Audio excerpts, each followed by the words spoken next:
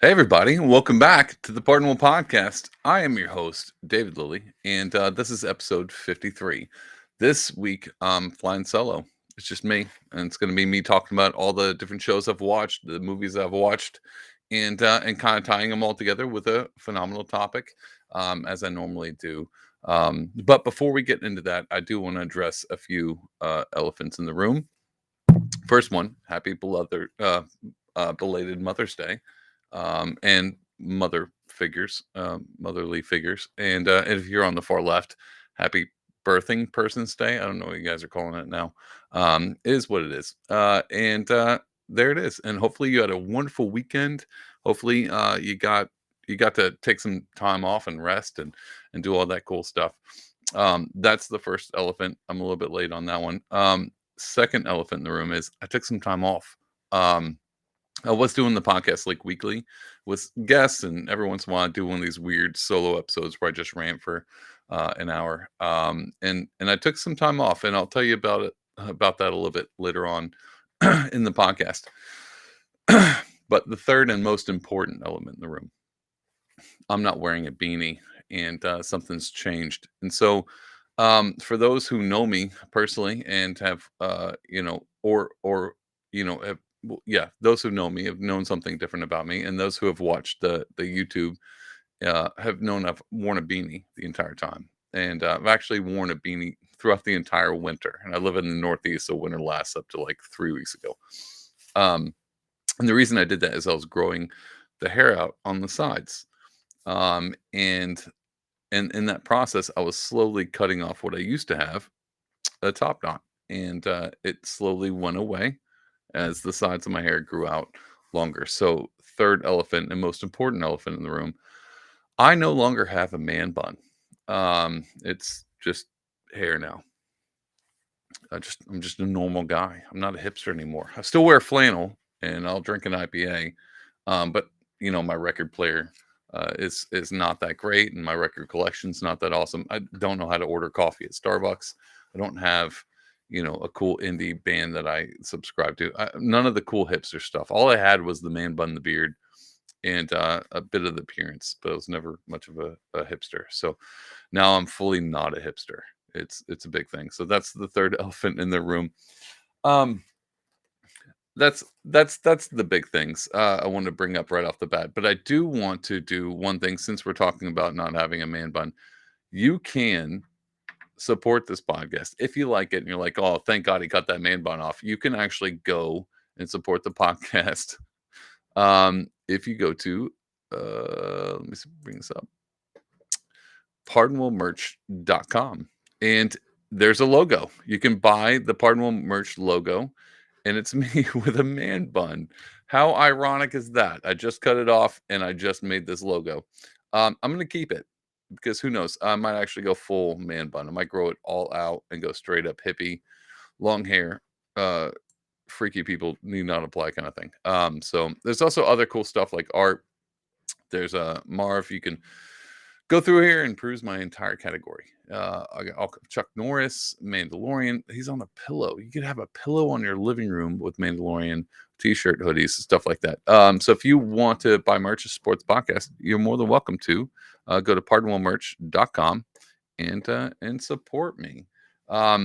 Anyway, back to back to me. Um, yeah. So I know it's kind of weird. Made a logo like 7 months ago. I was like, here, put this on t-shirts, cut the man bun. But it was a long time coming. I'm getting in my age. I'll be turning 38 this year. And you can only rock the man bun for so I mean, I probably could have rocked it forever. But it was getting a bit annoying. And I wanted to try something new. And so I'm all about trying new things, right? We just started YouTube a few months ago and doing cool stuff. So I encourage you to try new things. This isn't one of those midlife crisis. Oh my God, he's changing his beard. Still look the exact same, just using less conditioner. Anyway, this episode, that was such a long, ridiculous rant. I hope you were enjoying the ride so far. This episode, I'm going to review a bunch of cool stuff that I've watched recently. So there's going to be spoilers, full steam ahead. If you looked at the title, I already have the title planned out in my head. That's why I'm telling you. If you looked at it, you're like, oh, he's going to talk about Mandalorian. He's going to talk about Guardians of the Galaxy, which I'll do that at the very end because I know it freshly came out like 2 weeks ago. But if you haven't seen it, you can, listen to the whole podcast and at the end be like, well, I don't want to hear this and click. I'll do my best not to spoil all the really good stuff, but I am going to talk about that a lot. I've been watching the Yellowstone saga. I'll talk about that. I'm going to talk about the trailer that just dropped for The Walking Dead, the new spinoff, and a few other things like Succession. I think that's about, and there's a few things I want to correlate those all together. So let's start with The Mandalorian. Let's not waste any more time. It's been like a month since that thing ended. It's, I should have came out with an episode way early on, but I didn't. So we're going to talk about that. I'm going to do it real fast because we've all seen it. We all have our own thoughts. I'm just going to share with you few of mine. Um, just right off the bat, I like to kind of judge these pop art things, these shows, putting my best foot forward. Problem is, my best foot's kind of correlates with everything towards the end. So I'm going to tell you what I didn't like about it. Um, this entire season was about Bo-Katan. It really didn't have much about the Mandalorian at all. Even less about Grogu and that whole storyline. It was a lot about Bo-Katan and the Mandalorians going back and conquering Mandalore. And so if you've been up to date with the Mandalorian thing, that you know all about what this whole thing was. What before it really seemed like it was some personal, like he was going through some personal things, trying to find out what to do with Grogu, how to do this, and all of a sudden it shifted to being like, well, how do we restore the Mandalorians back to their home? And of course, it took Bo-Katan, kind of put her in the center, and so I didn't have a problem with that, but it did feel weak. The season finale, the episode itself, I thought was probably one of the better episodes, if not the best episode of the entire season. The third season, it gave us kind of some of the action that we wanted. We finally got to see kind of Din Djarin, the Mandalorian, do Mandalorian stuff. There's one scene where he's just fighting with a knife, like straight up kung fu style, with like special ops, just no guns, no nothing, just a knife. And I thought that was amazing. The action in it was phenomenal. I thought the action, they finally made you be like, oh, this is awesome. Instead of it just being a bit of storytelling and kind of goofy, and here's Lizzo, here's Jack Black, and here's a funny scene with Grogu. It finally got to, there's some stakes involved. People are fighting, someone's angry. And I thought that was actually a really cool part. I'm glad they brought that in at the end, because before then you kind of, it felt kind of weak. If I was going to be honest, it didn't have much action at all, whereas in the other seasons kind of did. I did like, you kind of saw Grogu's training with Luke pick up. Him being involved in the battles was something we've kind of seen before, where he comes at the end and he, raises the giant beast and he saves Din right at the last minute. But this one, he kind of got into the action. I thought that was pretty cool too. I tried to pay attention to the small things that I really liked, because really what it came down to is it wasn't as good of a season as the first two. And even the first two left off with decent cliffhangers. You didn't know where they were going. And then, I mean, season two left off with Luke Skywalker showing up, which no one saw. Like, that was a draw drop. Like, oh my God, how did they top this? And you're like, well, they didn't top it. But they did it right. And the reason I say that is, I think, and this is why I'm going to make this short, because we've all seen it. The thing I like about The Mandalorian and the third season is it was a very good bookend to the trilogy. All three seasons, where the other two kind of left you hanging and built up and built up and built up. This one landed the plane and landed it peacefully. It wasn't like, I mean, there was a bit turbulence at the end. You're like, oh my God, but it really solidly landed that plane, and in full circle. If you think about it, kind of started on Navarro, where he brought, the baby Grogu, and he brought baby Yoda there, and all of that, and it ended up, I mean, spoilers if you haven't seen it, then why are you listening to this in general? Um, it ended up where it started. That he has a house with, he adopted the kid, which is kind of the whole point of, like, he's in this thing of trying to save the kid and bring him to where he's supposed to go, and eventually, takes care of and looks at him like a son, and and eventually you get to the point where it's literally just an happily ever after kind of thing, but it's full circle on the planet that they started on, and I thought that was really cool. So it was a full telling of a story, and the idea that Moff Gideon wasn't really involved in the second one, but so much involved in the first, and then very much involved in the third. A nice roundabout ending of that, and bringing those all. It told a story as if it wasn't 3 seasons, but one long story, and I thought that did a very good job with that. Um, let's bring up one thing that I saw online. Is Moff Gideon really dead? Din kind of destroyed a bunch of clones. That's what we kind of saw what he was doing. He was trying to clone himself with force powers and stuff like that. Um, did he destroy them all? Who knows? Is Moff coming back? We don't know. They left that on kind of open. I mean, Palpatine came back. So who knows what Moff, but that actually brings me up to my other thing that I think what they did very well. They're retconning The Force Awakens in the last trilogy, and they're doing it with a lot of grace and a lot of finesse. And so even the episode that everyone was kind of like, this feels weird. It was like it felt like Andor, where it was just a political episode where the guy is it's following the guy who was cloning. He was trying to get the midi chlorians from Baby Grogu. He's all about cloning, and he's a part of the Republic now, and he gets betrayed. That whole we all know what episode I'm talking about. It felt like Andor. It felt different. It didn't feel like it fit, but it did because it was tying not just the story. It was linking it to the Force Awakens and all of the series at the end what you saw they were building in the beginning of the cloning, like there's the whole point of the bounty out for Baby Yoda was to get his DNA and his midichlorians to clone for Palpatine. And then you find out that Moff Gideon was kind of doing his own thing with it, and then it kind of leads it all up to the main, which I think is pretty honorable because no one really liked the last trilogy. It felt wonky.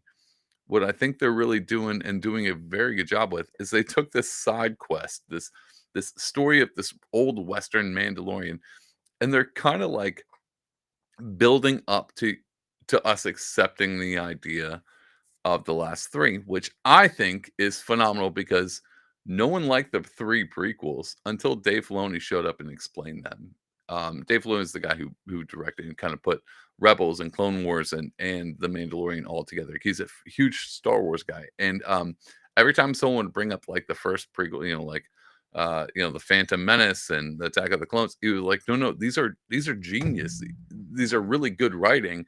You just have to know what you're looking for, and he did such a good job with that. Matter of fact, I stepped back and was like, actually, yeah, no, I never was against the first three. It just felt weird, and now I see why it felt weird and where it was going, and I have a larger appreciation for them. And I think he might be doing that with the last three too, in this whole process, and doing it well with the storytelling. Now we might hit some speed bumps with like this season finale might not have been what I wanted it to be. It felt a little weak. We didn't get to see much of, wasn't really much about the Mandalorian. I think I think what he's doing is playing the very long game, and I appreciate about that. Um and I think that's as far as the Mandalorian. I like the fact that it ended with a happily ever after. We know it's not going to be that. Like Ahsoka's coming out and all these other ones that are similar in that timeline, those shows are going to come out. And just like it happened with the Book of Boba, where it's like Book of Boba, let's be honest, wasn't as good as we thought it was going to be until that last episode right before the Mandalorian came in, where they played the Mandalorian music, and you're like, oh, they're bringing him in, and then it got better. I think it's going to be a lot of that. It's going to be a lot of um, it's going to be a lot of tripping over stones and trying to get the feel for it, and then all of a sudden they're going to bring in the person that you really wanted to see, and it's going to make everything feel right again. And so I think that's kind of the whole point. And so I think they're going to leave Boba Fett out.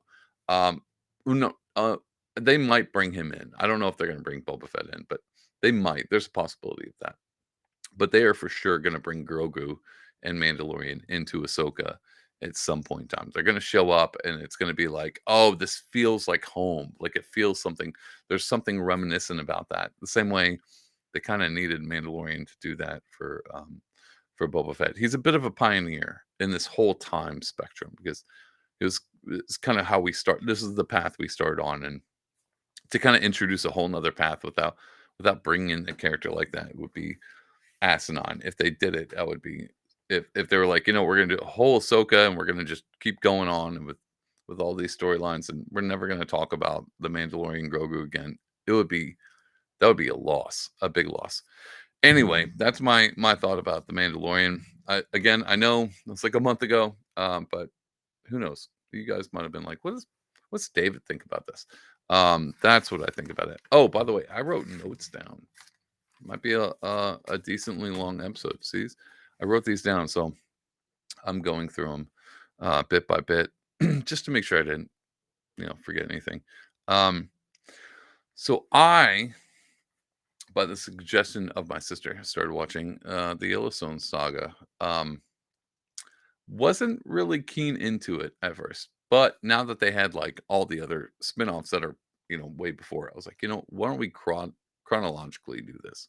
We'll start with so Yellowstone, if you don't know, is about this family that lives in Montana. They're all about fighting for the land because he owns lots of it.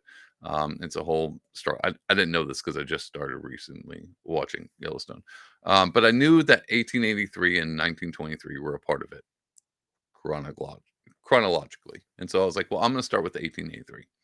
So I watched 1883, had my thoughts. Didn't know anything about Yellowstone or any of the others. It was the first one I watched. I enjoyed it for the most part. It was oddly slow, um, and it was oddly like a romance novel. I don't know if anyone else felt so. Oh, spoilers! I'm probably gonna ruin some of this too, but I don't think so. I don't really think I have any spoilers for it. The writing in general was decent, but it did feel like a romance novel, like a paperback that you'd find.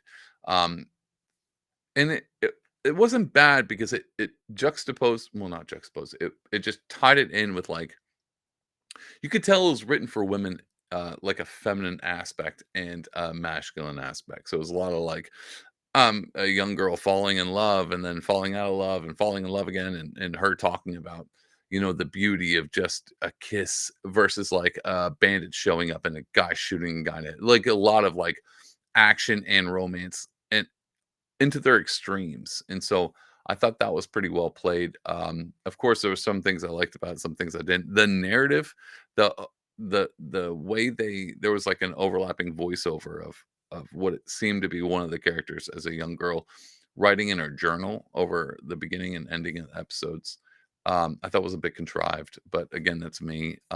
It seemed a bit overly artistic, but I kind of started to pick up on it towards the end. I was like, okay, I think I know what they're doing. And I'll tell you what I think they were doing. Um, I think they were trying to take, so 1883 is about I didn't even tell you this. It's about this family going the Oregon Trail from, all the way through Texas up to, they're heading to Oregon. They don't make it, spoiler alert. But they're doing that with a group of like a caravan, and they're finding all these difficulties. They hit like a tornado. They try to cross rivers. People die. Snake bites. Indians, or Native Americans, if you're again politically correct. All these things they run into, and in the whole thing of it, this is where I kind of backtracked on the female narrative as she was writing in her journal because it was very whimsical about things. But then I started to realize, like the whole point, if you pay attention, it's constant survival of the elements and the things around you, and she talks about a lot. She's like, this land wants to kill you, like it's death and in its entirety. But in the process there is so much beauty in it, and she's finding like how the worse things they get, the more things are beautiful.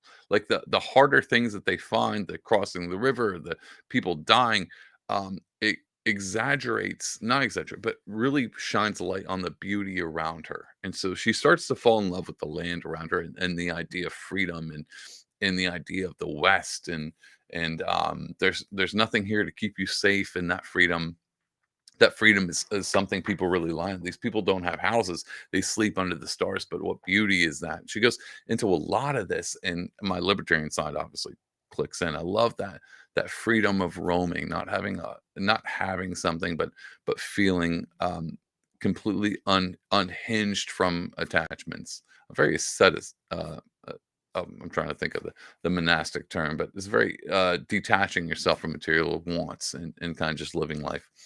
I thought that was a really cool thing. It does lead up to really kind of the idea of how much they enjoy or what they're really looking for. It sets priorities pretty high. Um, so I think I think a lot of this is actually going to tie into a lot of the shows that I've watched recently, which is an overarching theme of this idea of danger, survival, and beauty correlated to each other. Um, so that's I watched 1983. Sorry. 1883 ends with them going through this entire trial and then finding the land, and then 1983 picks up obviously 40 years after with their family settling this land and becoming a prominent figure in this particular part. And I mean, without giving too much away in these shows, there is a very big significance on this actual property, this physical, tangible thing, almost as if it's tied to their family, which it innately is tied to their family transcendently, like it's something that is at utmost priority and utmost importance. And 1923 does the same thing. And so I watched all of 1883 and then 1923, which is the first season. You can tell they set up for a second because it left you on kind of feeling like you only went halfway through the story. And so I recently started watching Yellowstone, which is the update. It's the 2023 version, so 140 years later. Um, and you start to see kind of how these patterns are lining up. Uh, Great story, and I love how they've. I I like the. Hopefully, you watched Yellowstone and then you went back and watched. I didn't do that. I didn't know so much of the foreshadowing and kind of the things that they threw in there, the little cowboy head nods of tying those in. But I'm realizing them now, and it's nice to see how things have developed because it says a lot about I think the entirety of the story, which is a lot of what I do with obviously with Mandalorian. Instead of looking at the season finale or the third season, I looked at it as an entire thing, an entire story. You start to see some of these things crop up again and again actually, of what is people's priorities. And so we'll return back to that in just a minute, because that's a big part of the recent things that I've been watching.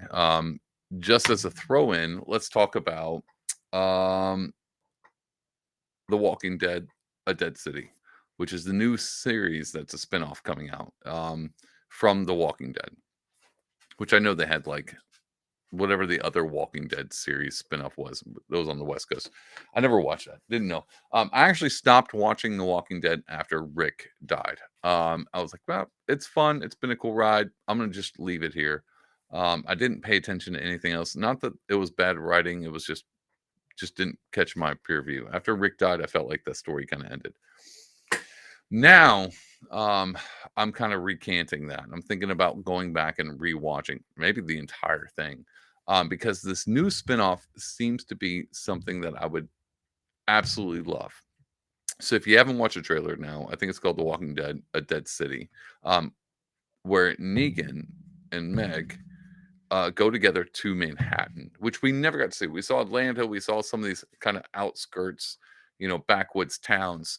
We we all thought about it, like, well, what does New York City look like during all this? Well, they go there, and I was like, well, number one, that's oh yeah, got a special guest. Anyway, R2 poked his head up. Um, Now he wants me to pet him.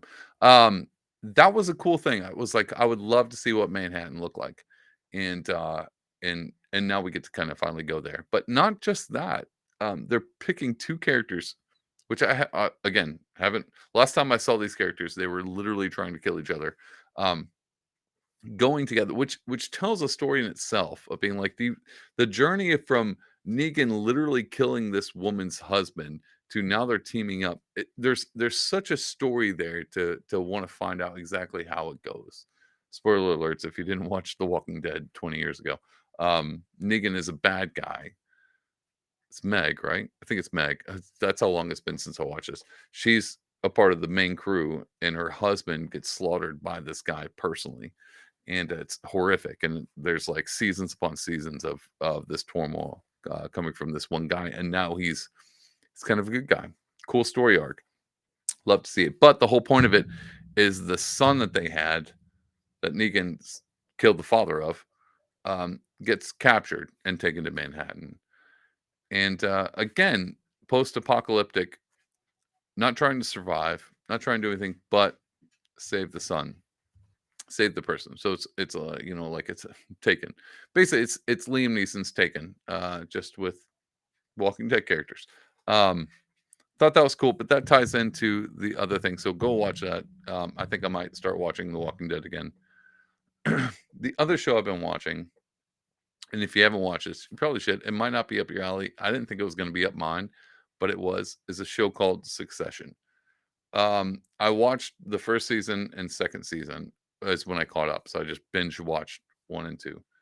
And then I had to wait for this third one. And this third one I've been trying to wait as they come out and then binge watch like 3 episodes at a time. This show is actually pretty cool. I never watched like House of Cards, any of that political stuff, any of that like high, lofty. These are rich families doing rich family things. None of that stuff really didn't really resonate with me. It didn't really like ring my bell.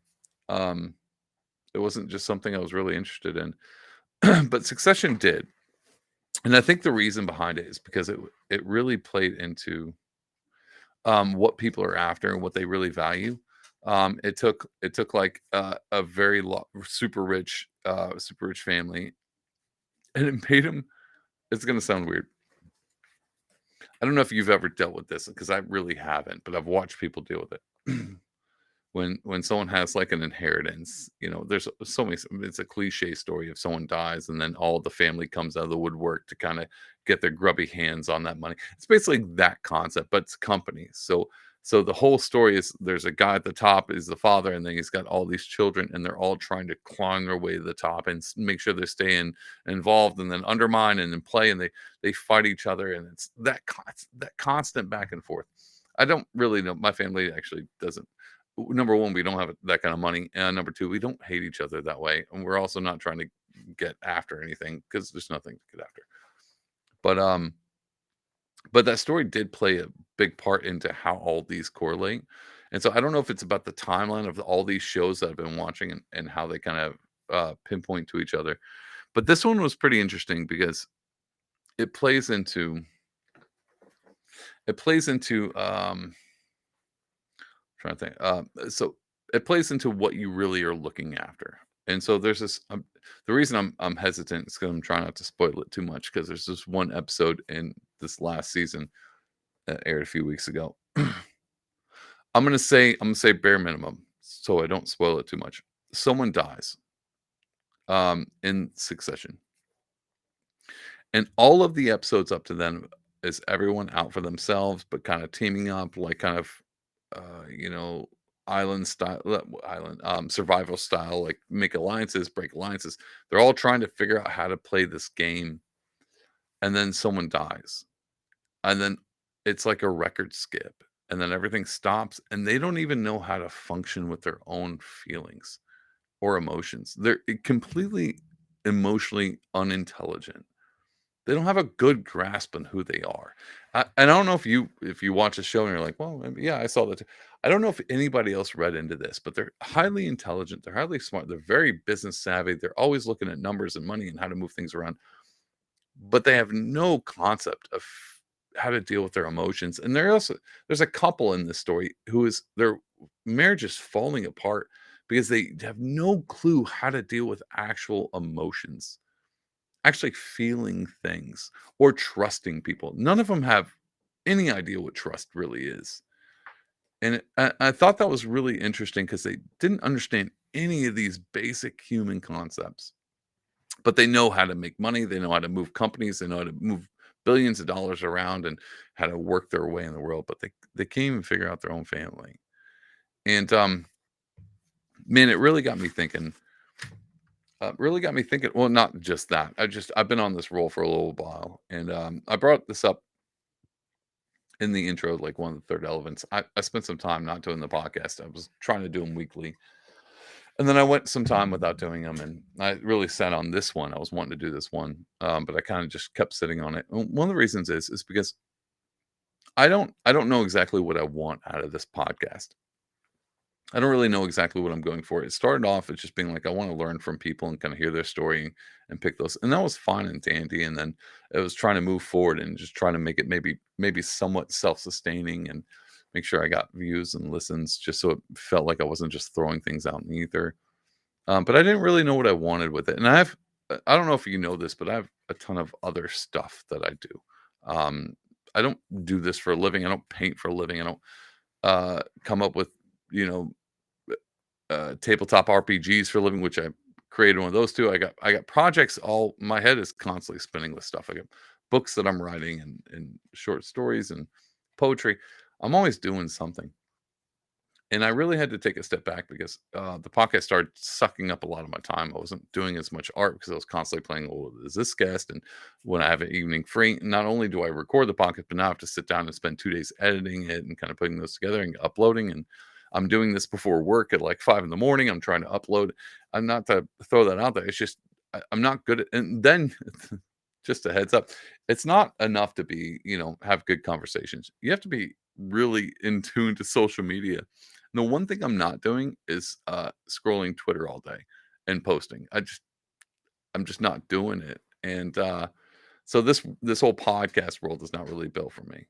And I started to realize that like I'm never going to keep up with the Joneses with this. Like this is just fun time. This is just me being creative in another avenue. The podcast for me is now me painting on a canvas. This is what this is. That's why I want to take it seriously the way I take a canvas seriously, but I don't want to hang my hopes and dreams on this by any means, because I'm never going to be able to put the effort into it that other people probably could. I don't sit at a computer during the day, so it's not as if I can just click off my spreadsheet and then post a Instagram thing. It's a little bit more difficult for me. Um, and so I thought about that, and so I took a break for a little bit and didn't schedule any guests and sat down and did some art actually, and then did some writing and kind of thought about this because the thing with all of these shows is they tie into. I don't know if you guys know. Oh, I've actually set up a page for this. There's this thing called Maslow's Hierarchy of Needs. I'm going to bring it up real quick. So Maslow's hierarchy of needs talks about, well, before I do that, talks about the threshold of everyone's needs.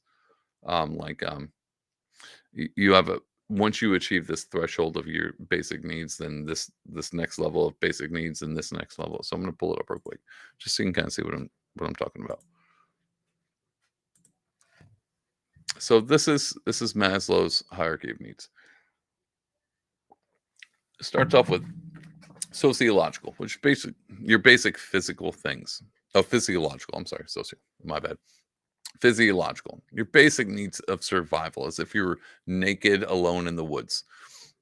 And then safety comes with a little bit more social things like security of the body, employment, resources, morality, family. These things are pretty basic. It's kind of where everyone kind of basically is a very big necessity now in our day and age. None of us are really out in the woods alone. That I think loving and belonging, friendship, family, sexual intimacy. I don't know why they threw that one there. You could put a lot more other things, and then it moves up. So once basically the concept is once each level, the bottom is fulfilled, you move to the next step, and once that's fulfilled, you move to the next step, and then once loving and belonging is fulfilled, you move to esteem, and once that's filled, you move to self-actualization, morality, creativity. It's basically like the top of the thing. So if all the other needs are filled, then you can spend time doing the top one. And I don't really think people understand this, nor do they react to it properly. I know people who go without food just to make sure they have self-esteem. Um, and I know people who sacrifice safety, for friendships or family, and especially if we all talk about TikTok influencers and YouTubers, the self-actualization and the self-esteem thing. I could see people forgetting about loving and belonging and safety and physiology. and totally going after those. So I understand the hierarchy needs of being that's probably your standard. Um, I don't let me close this out. I don't um I don't know in our day and age if it makes sense. Nor does it really ring true for a lot of people. And so one of the reasons why oh let's just say this. So I was paying attention to all these shows that I watched. Yellowstone starts off with like the Oregon Trail. They're really just trying to get somewhere to plant roots. And then if you fast forward to 1923, where it's 40 years later, it's really about just kind of holding on to what they have at the time and the land that they got and trying to they got somewhere and they're just holding on to a legacy. And then Yellowstone is really about holding on a legacy and watching your family not even know what that legacy is about and falling apart. And you can kind of see all these things tied together where what's really important to him in the beginning at 1883 that never really passed on. It did in like very singular like motions, but every time danger would enter in, even in 1883, there's wolves at the door, there's marauders or bandits killing you. You start to pay attention to, well, what do I really care about? And it's really about maybe not so much the land, but maybe about family. And then you get into like 1923, and it's like, well, we're looking to save the land, and then someone gets shot, and then you're like, yeah, really, it's kind of about family.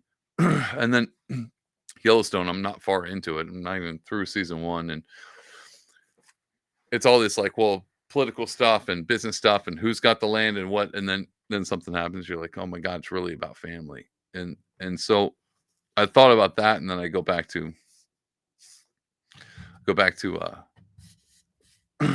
Mandalorian and the whole thing, which is a weird tie-in. The whole last season was about getting the land, right? Mandalore. And that was the whole focus of the 3rd season. And then the very last scene was Din didn't care anything about that. He's not even on that planet. He's with his kid. And so I thought that was like, well, he's got his priorities right, and everyone else has their priorities and what's really important. But it's weird that this is something that these shows that I just so happen to watch kind of point to the same thing. Even I mean, even The Walking Dead, which is a great analogy because it always seems like post-apocalypse. Actually, let's juxtapose Yellowstone, Succession. These two families have a ton of money. They have everything they need, and they're fighting over keeping a legacy, right? And the thing that they lose in that keeping the legacy, they lose their family members. Everyone's falling off. It's a disgruntled family. They never can get things right. But if you strip the legacy away, the money, the all that stuff, you strip it, someone dies, everything shifts back to what is really important. And I thought that was weird because you have something like, The Walking Dead, where it's apocalypse and she knows what's really important. It's her kid, like it's these people that you rely on, your community, Negan, which is a weird thing. It's your kid. Um, and same with same with a lot of these shows I've been watching. It just seems like it's all about priorities and that hierarchy of needs doesn't really make as much sense as I thought it did when it's like, well, as long as you get these things fulfilled. I think I could probably go hungry as long as my family was safe. And so that's kind of where I was like, well, I don't know about this thing. And I think the shows that we have in our TVs today are kind of they're not telling a story, they're just highlighting the human experience. And so that was one of the reasons why I actually took time off from the podcast. And I might do so in the future. I might spend more time doing art. I might do more of these. I don't know. You put in the comments, but like, I love this episode. I'd love for you to keep talking about this stuff. Because I don't know if this interests anybody else, but I spent time I spent this time last week. This is gonna be me being real personal. Um, I have a journal, like I make notes and stuff like that, and things during my day. I actually have a journal that's specifically for like quarterly what I want to get done with projects like the podcast or art. And in one of them, I sat down and just I wrote the person I want to be and what I really think is important. And it's just like a page after page. This is who I want to be. This is the things I want important. This is what I'm really focusing on, and just letting thoughts flip through my head. I've been like, what do I really care about? What do I want to see? I want to make sure my family's happy. I want to make sure food's on the table. I want to make sure my dad's proud of me. I want to make sure I have a job. I want to make sure I don't, lose sleep at night. I would just constantly wrote these things down. And then I highlighted how they all correspond. And so me personally, I found out and I've been looking into this book by this guy Mike Foster. He was on a podcast recently. Again, this sounds like a rant. I listened to this podcast by Donald Miller, and this guy wrote the book Blue Like Jazz, one of my favorite books. He has a podcast called Business Made Simple, and then he has his mentor on named Mike Foster, and he wrote a book. I forgot. Oh man, I totally forgot the book. Did I write that down? Basically, I didn't write it down. It's a new book, and he talks about everyone has a very primal, main priority question.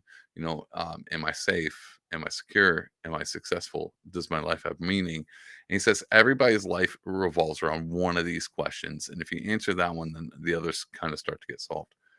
And so I've been really thinking about this existential idea of what is life, what really means, and what's important to me.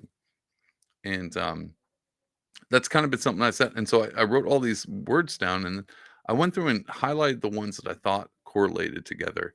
And I found out that me personally, one of the things that I really spend time with um, is honesty. I really want honesty. I want always to be revolving around truth.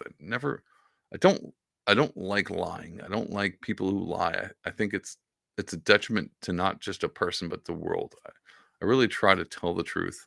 Um, I don't do it all the time, but I definitely that's high on my priority. The other one is morality, knowing what is right and wrong. I spend a lot of time, apparently, even in the writing.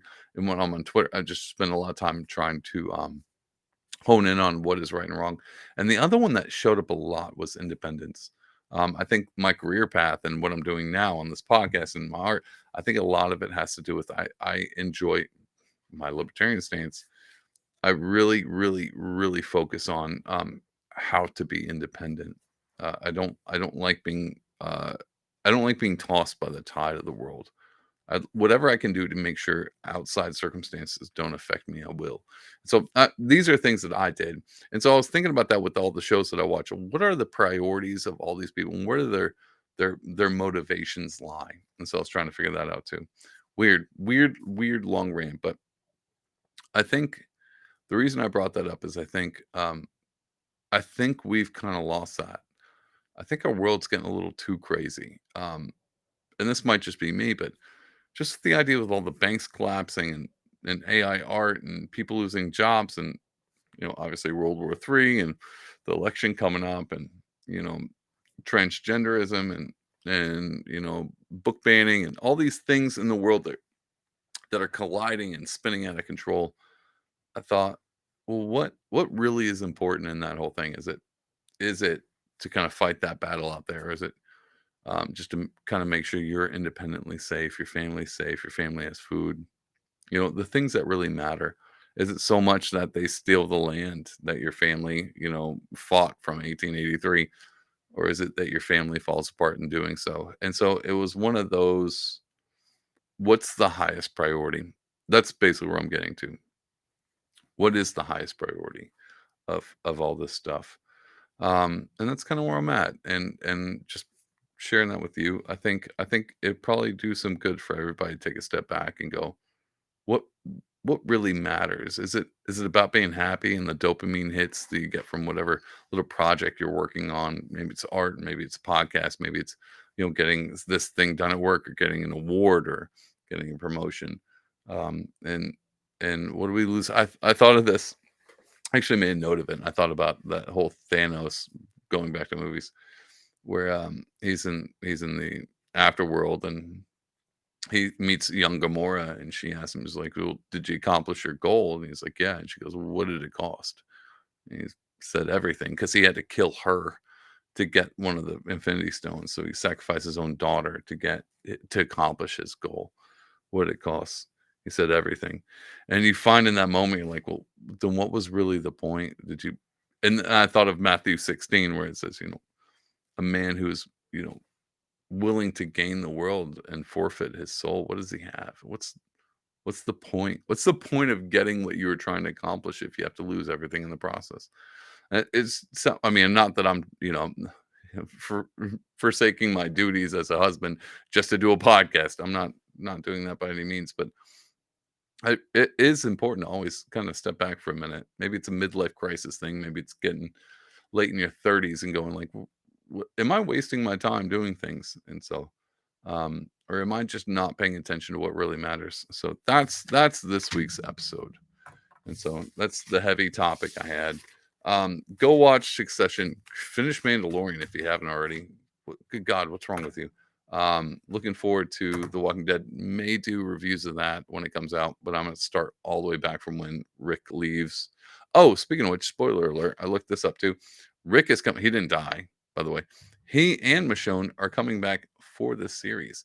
If that doesn't make you want to watch it, I don't know what will, except for zombies in Manhattan, which we kind of saw with I Am Legend. But forget about that. Dude, what if Will Smith shows up in this? Oh, that never mind, mind blown. Um, yeah, so that's it. We're gonna take a small break. I'm gonna tell you about the art that I sell, and then I'm gonna come back and tell you all about my thoughts on Guardians of the Galaxy. So stay tuned. Hey, everybody. I don't know if you know this, but not only am I a podcaster, I'm also an artist, and I'm not a bad one at that. And if you want to judge me and be like, well, I don't think he's a very good artist, you can actually go to pardonwill.etsy.com and check out my art. And I'm going to show it to you right now. If you go here, you can actually see my entire category. And I've got cool stuff like antiques. I got the Mandalorian watercolors. All these things are prints. I also have originals on here, and you can buy those that are actually on watercolor, hand painted. But even with the prints, you can choose like, well, I want this size. I don't want this size. I want to actually be able to adjust according to the frame that I have for the office or the living room or my kids' bedroom because they love Spider-Man. You can do all of that at pardonwill.com/Etsy. And as a gift to you for being a great listener, I'm using promo code podcast. It gives you 10% off. And that's literally just me being like, hey, thanks for listening. And it's just for you. No one else knows about that unless they listen to the podcast. So that's my gift. And you know, a lot of podcasts are like, well, donate and subscribe and all that stuff. And you can do that as well. But I don't want free money. I want you to be able to support the podcast and also get something in return. So if you go to pardonwill.etsy.com and check out my art, you can just look at it. And sometimes it's just nice to look at art. What is Instagram for anyway? So go to pardonwill.etsy.com and check it out. And if you like something, use promo code podcast, get 10% off. And that's my gift to you as a listener because I appreciate you. And so that's it. And back to the episode. Okay, we're back. All right, so let's talk Guardians of the Galaxy. All right, so this I'm super excited about, and I know this whole episode's been me kind of, a bit mundane. Just it's been a few long weeks, so I'm a bit tired. So hopefully, I didn't have that much energy. I'm going to try to build it up for this. So if you haven't seen Guardians of the Galaxy Vol.3, um, don't listen anymore because I'm probably going to spoil it without wanting to. I'm going to try to keep it. Nope, I'm probably going to spoil it. I'm going to tell you all the best parts, all the parts that I like the most. So you're definitely not going to listen further on. But it is by far what I think the best Marvel film since Endgame. I've loved some series, like the TV series that came out, part of Marvel, like Hawkeye and Moon Knight. Those two are like my top tier. WandaVision was really good. I didn't mind Falcon the Winter Soldier. Um, some of those were, but Loki was another one that was really high up there. All those were great. But as far as Marvel movies go, um, best one since Endgame. And I say that I don't say that like flippantly. Like I did love Spider-Man No Way Home. I did like Shang-Chi, but kind of some for the same reasons that I like this one. But this movie felt like it was as good as Ragnarok, which is like right up there. Like it would go Endgame, Infinity War, Ragnarok, this one, Guardians of the Galaxy, which is weird because Guardians, they're always fun, they're cool, but there's nothing like really crazy to write home about. This one, definitely. It felt like Ragnarok. Matter of fact, some scenes felt exactly like scenes from Ragnarok. There was a scene where Rocket's standing at the end of a hallway and there's people like things running by him, which felt just like the way it showed in Ragnarok, where uh, Heimdall was standing. I don't think that's his name. Was standing there, and people were running past him. He's looking straight on. A lot of weird shot for shots they did. If you think about it, a lot of that was reminiscent, of, almost like they took Ragnarok as a template and then kind of threw it over this. Um, but yeah, so I would actually rate this movie an 8 out of 10. Endgame's a 9 out of 10. The only reason I'm keeping it a 10 out of 10 because I don't know what they could do. So maybe there's a 10 out of 10 out there. Nothing's perfectly perfect. Endgame 9 out of 10. This one 8 out of 10. Ragnarok 8 out of 10. Infinity War 8.5 out of 10. So it's right up there. No Way Home was pretty close too. I would say it's about a 7.8. Shang-Chi about 7. Everything as far as movies have gone, other than your classics like Iron Man 1, stuff like that. Um, Man, this movie was so good. It was so good. So let me tell you about the things I like the most. We're gonna start off with the most basic. The acting, the villain, the main villain guy, phenomenal actor. Did it phen- just did a great job. And it wasn't even as if he had to carry the whole film, which kind of felt like it was with Thor Love and Thunder, where Christian Bale's character, great actor, great acting, kind of carried that whole thing for me. Like he made he made it serious while everything felt like a joke. This guy, none of the film felt like a joke, and he still made it very serious. Wonderful actor. Um, the storyline itself was, I mean, if we really break it down, it was a story about Rocket. And the conclusion of the whole, again, we go back to the idea of telling a whole story from like Mandalorian 1 to Mandalorian 3.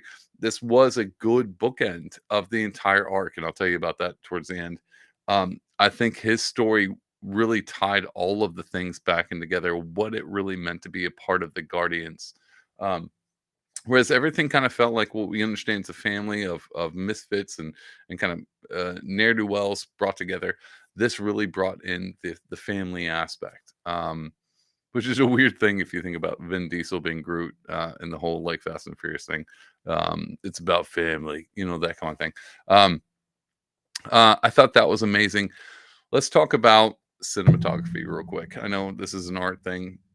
No one really cares. Hold on, I got to sneeze. Maybe I don't.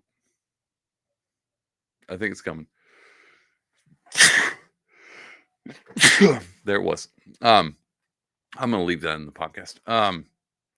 Cinematography, a lot of cool art scenes. The fact that they always do Guardians with a good soundtrack, they always overlay a great soundtrack. This one was a little bit more obscure. I didn't recognize a lot of the songs. Obviously, the first one, Radiohead, really keyed in a part.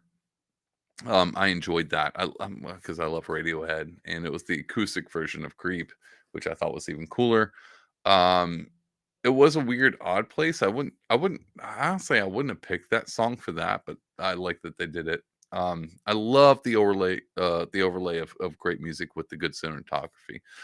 There is one scene, it's a fight scene, and it feels like the Netflix series Daredevil, where it was never really a cut, and the camera just constantly moves around, and it's towards the end, and I won't spoil it, but amazing how that was just an ongoing 5 to 10 minute fight scene of nothing breaking, just constant moving around the characters fighting. It was beautifully done. I really enjoyed that. I thought they did a great job with it, and even with like the weird, because it's Guardians of the Galaxy, so it's off world, it's different planets, they have different textures.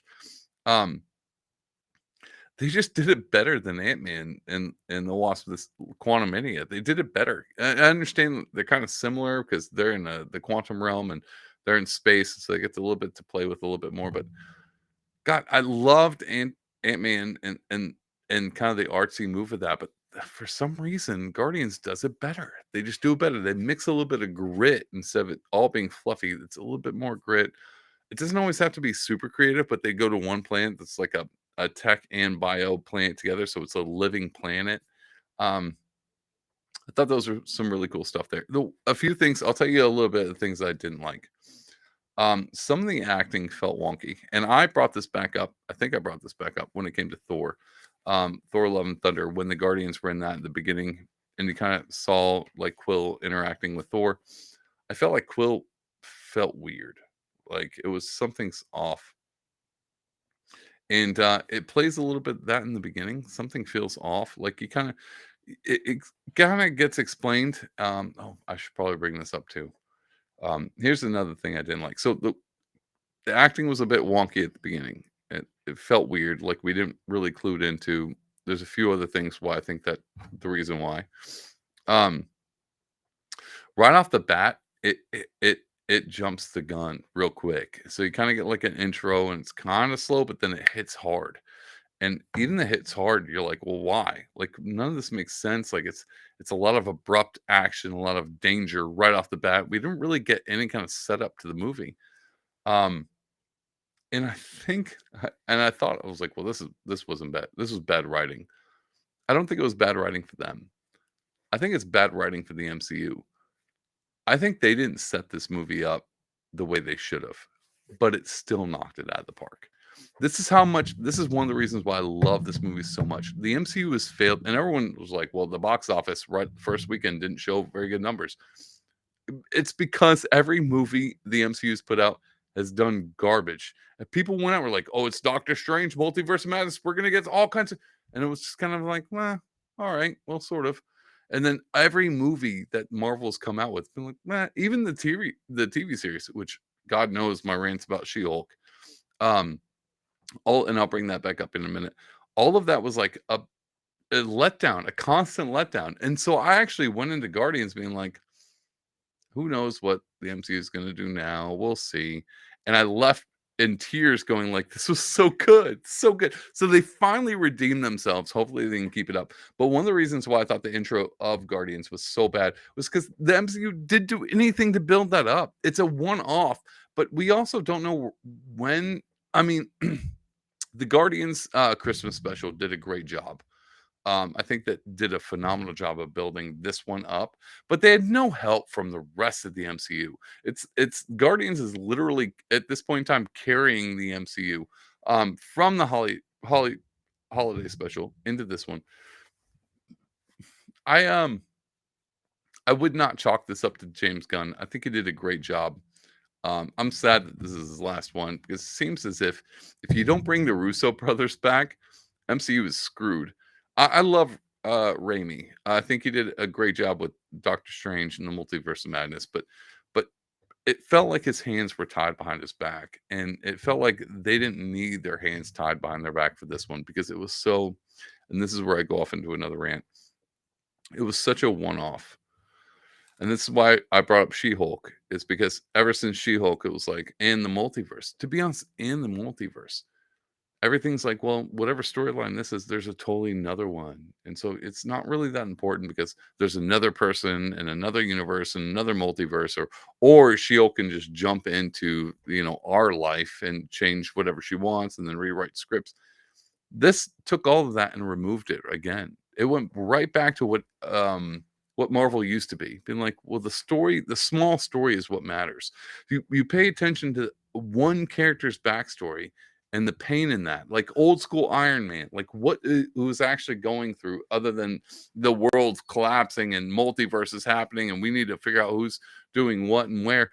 He did a great job of making you feel normal again, feeling like you were back in you were just back into the movie without thinking about like, well, how many other multiverses does the time stone even matter? I watched Loki and there's a drawer full of them. It did a great job of kind of bringing it back home, and I think that's one of the reasons why I cherish this movie so much. It didn't shoot for the stars. It just shot for like second base, and it nailed it, and it made for a great movie. Um, the Let's talk about the backstory real quick, and I'll cut straight to the thing that I I love the most about this movie. Obviously, a lot about Rocket, and we didn't know much about Rocket except for he had a snarky attitude, very quippy. Sorry.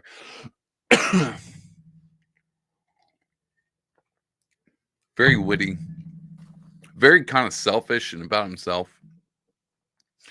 And I didn't really understand. He just seemed like a cool character, but didn't really know much until this movie. Obviously, it goes into his backstory. gives him im the immense amount of depth that you thought that they could have done with Peter Quill. His mom dies. Ego's his dad. He has to fight his dad. I didn't feel as much as I did when it came to Rocket, which makes Rocket a little bit more of a dynamic character in retrospect to Peter. Matter of fact, makes him a little bit more of a dynamic character to anyone that I think I might have known in the MCU. Only because I have no relation to a raccoon or that's been genetically modified. But there's this one scene. So we're going to talk about the scenes real quick. The scenes that I, with my 3D glasses on, because I happened to go into the wrong theater and it was the 3D one, just weeping behind multiple times, which I haven't done since Endgame. I cried at. Tony Stark died. And obviously, I'm a bit of a softie. I'm an artist. It happens. This movie friggin' touched nerves constantly. So there's this one scene, and I'm gonna say, so if you haven't seen this movie, then you definitely don't want to listen to this right now. There's this one scene, and it's the one scene that I thought was the hardest scene. The hardest. I went home. My wife didn't watch it with me. I went home and said, James Gunn went so hardcore that I don't know how he got away with it. He didn't hold any bars. He literally kills an entire planet of innocent people in this movie, just destroys them. And he just pulls punch. He doesn't pull any punches. He goes straight deep into, like, you want to know dark? I'm going dark. Kind of felt very like Peacemaker, Suicide Squad, like kind of dark, but even emotionally dark.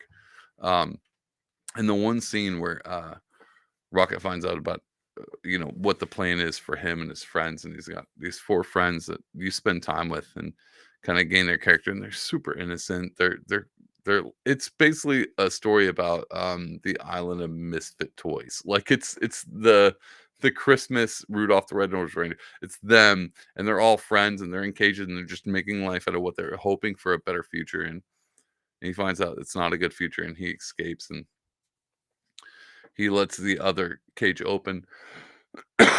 His best friend slash girlfriend, whatever it is, they escape, and they're ready to set off because he's going to fly them out. And she abruptly dies, and there's like a good 3 minute of him just screaming in just horrific grief. And I was like, how do you make a raccoon scream in horrific grief? That I felt it. And I was like, this is so hard. This goes so hard and so bad. Like, I was already like, I'm not crying, you're crying. Like, I was already there. And then these guys come. He loses it. And he goes nuts on the guy, and he's attacking him. And then these guards come in, and they're shooting. He's like pulling guns out. He's just killing them all, like shooting Western style, and they're shooting past. And they're not hitting him. He kills them all. He's like, all right, whatever. He doesn't know what to do, so he turns around to his friends who are in the cages behind him. Like, well, at least I can help them.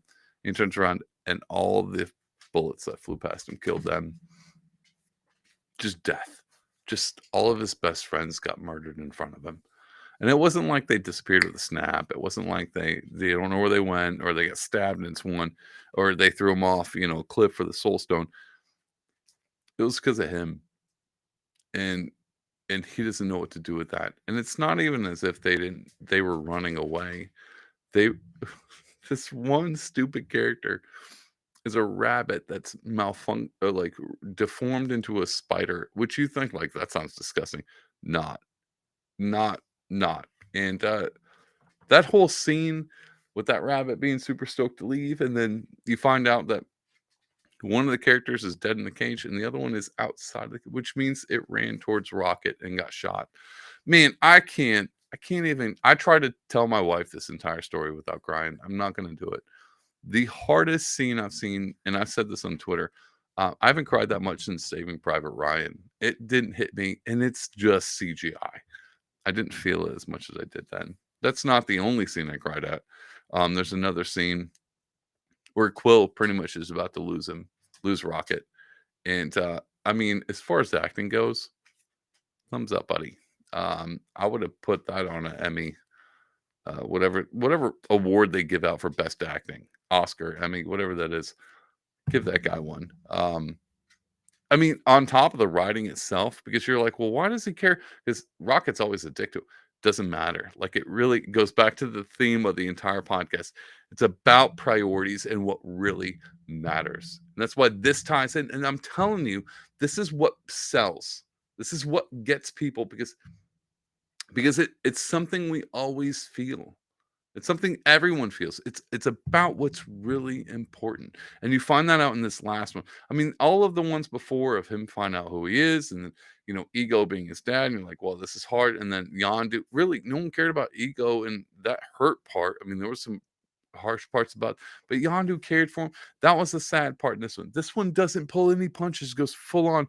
It was so many moments where you could just weep at because it was so serious and so funny at the same time. It was beautifully written to where you laughed 1 second and cried the next.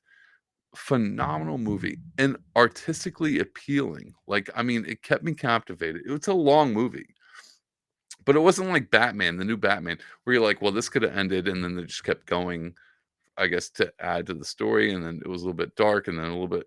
This was movie on movie on movie that you wanted to see, and all the way to the end. So this is where I talk about the story arcing ending, and back to priorities.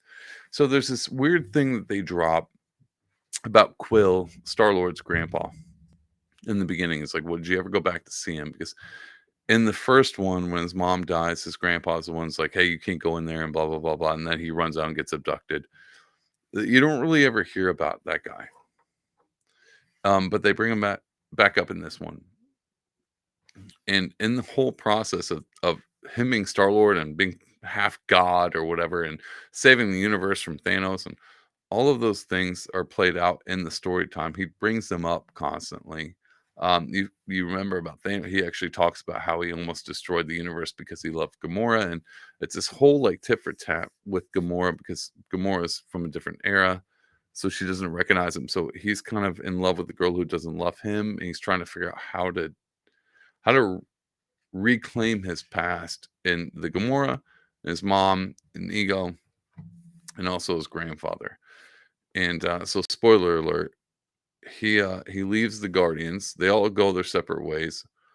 And not after, you almost think he dies. Like there was a point in time where Quill is like, well, it's like, well, they kill him, which makes sense. They're gonna kill him. Sad, but they don't. They do him better. So they don't kill him. Everything gets rescued. A whole civilization joins up with the civilization that the Plan on Nowhere, which is what we thought. But then he goes back to his grandpa, and he lives with him as a normal guy. And I thought that was such a good story arc. Again, with the writing of these things,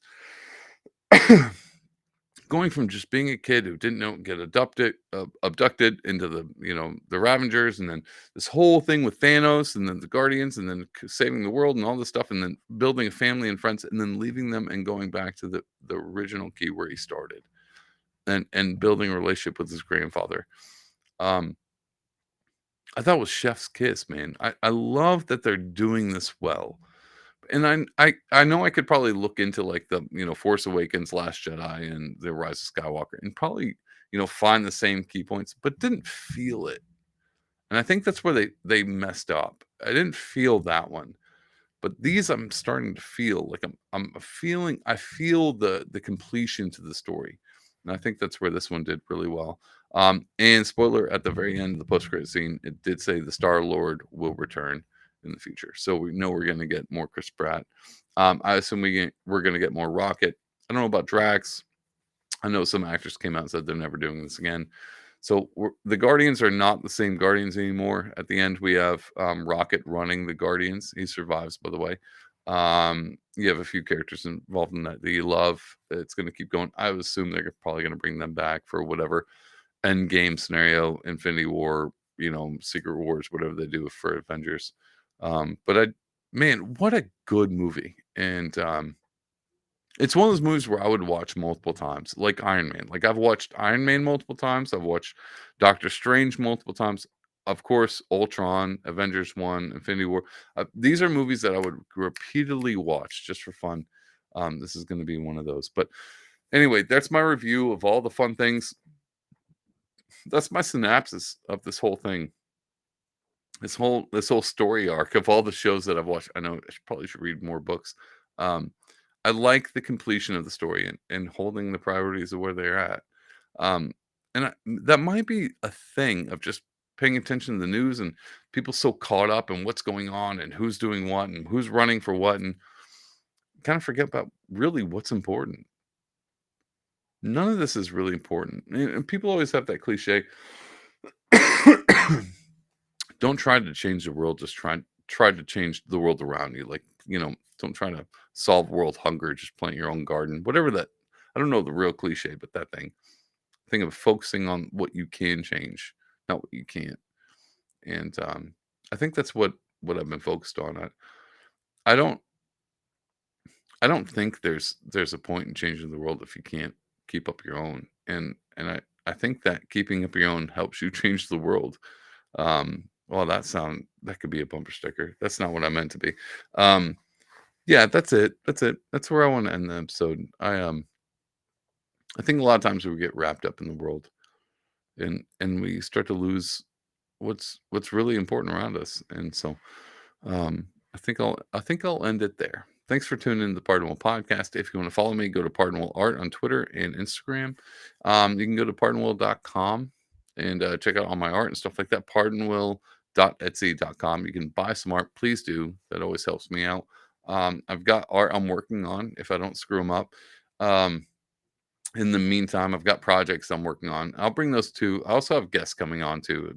I'm not giving up the podcast by any means, but there probably will be some more solo episodes um, after I take a break and get some rest. I'll do more of these and maybe talk about the rest of the Yellowstone that's been out for like 7 years, um, and then review some more cool stuff coming out. But anyway, thanks for tuning in, and I will see you guys back here next time. Hope you have a wonderful week, and again, happy Mother's Day.